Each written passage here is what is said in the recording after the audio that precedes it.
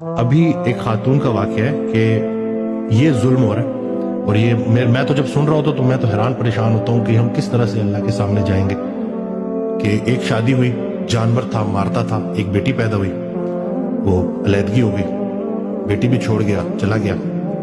اب وہ جو خاتون ہے نا، وہ ایک بیوہ کی بچی ہے، باپ ہے نہیں، اور اس بیوہ عورت نے نا ایک اور شخص سے شادی کروائی اس کی،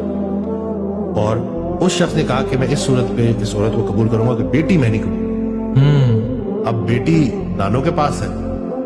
ماں کہیں اور ہے، اور وہ 4 سال کی بچی سجدے میں رو رو کے کہتی ہے کہ امی واپس آ جائے. اور میں سوچتا ہوں کہ کتنا کوئی اس بچی کا خرچہ ہو جاتا کہ وہ اگر اس نے اس کی ماں کو قبول کرنا تھا تو بولتا کہ یہ بیٹی بھی میری ہے، میں اس کو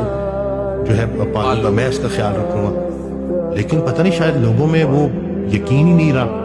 لوگوں کو ٹینجیبل چیزیں، وہ نظر آنے والی چیزیں ایسی نظر آتی ہیں کہ ہر